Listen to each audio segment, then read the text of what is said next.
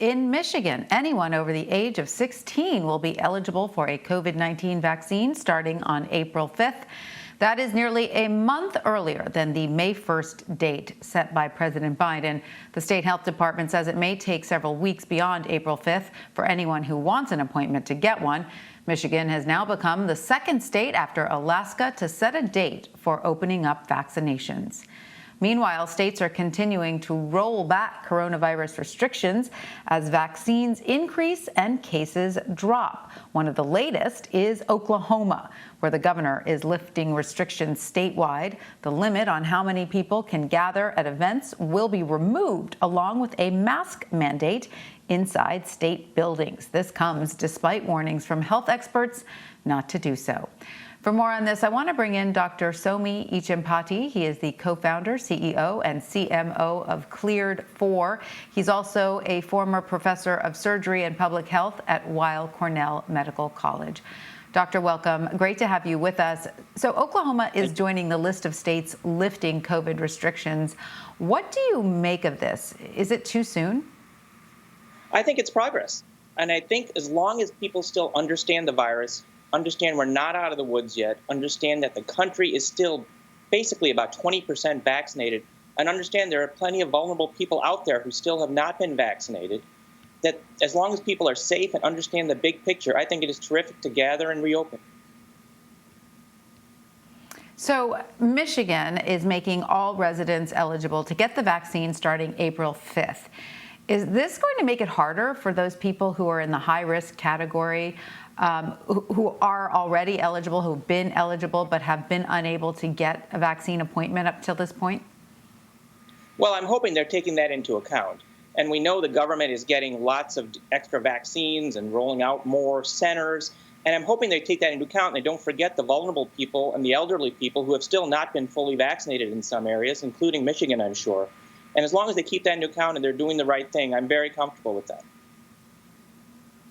All right, now President Biden announced last night that by July 4th, Americans could feasibly be able to gather in small groups. What do you think of that timeline? Obviously, this is a large country and the infection rates differ, but what do you think of that, July, mid-July, of a time to start returning to a degree of normalcy?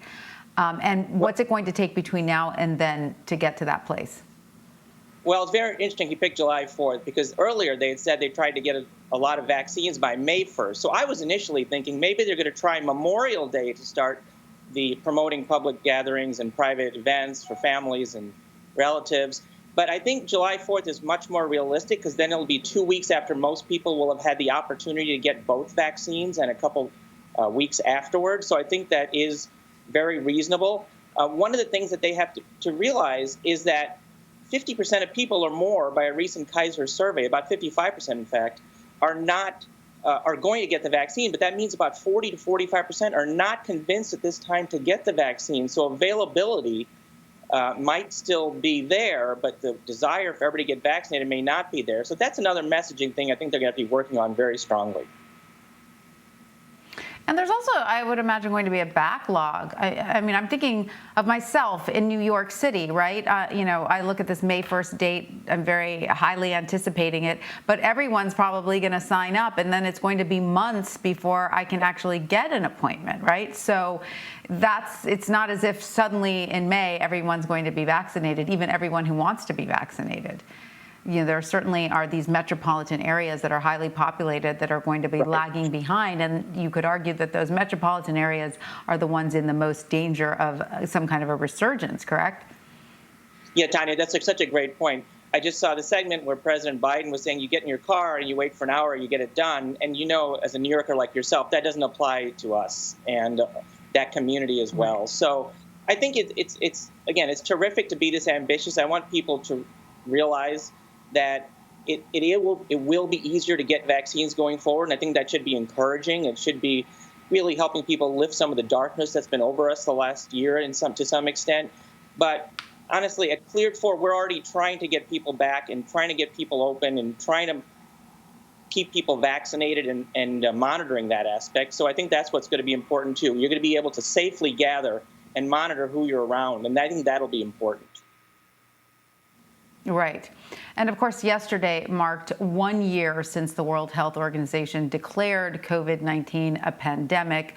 What do you think have been some of the game changers the medical community has encountered or learned about since then about this virus? Right. So there's so much they've learned. And so I was a COVID doctor last April at Weill Cornell, and back then we thought it was going to be all had a certain way of transmission. But as they've learned, a lot of asymptomatic people since then can transmit through aerosol. And so the fomites, the contact, touching a contact surface, which helps spread coughs and colds and other flus in the past, have not been as important. So I think that's one of the main things they've learned. And you can't underscore the tremendous advances in vaccine. The MRA community had no vaccines that were approved, and now they have 2, and they're basically, those are the game changers to me. Absolutely. The vaccines really they mean everything, right? All right. Well, Dr. Soumi Eachempati, thank you so much for joining us. We really appreciate your time. Thanks, Tanya. Glad to be here.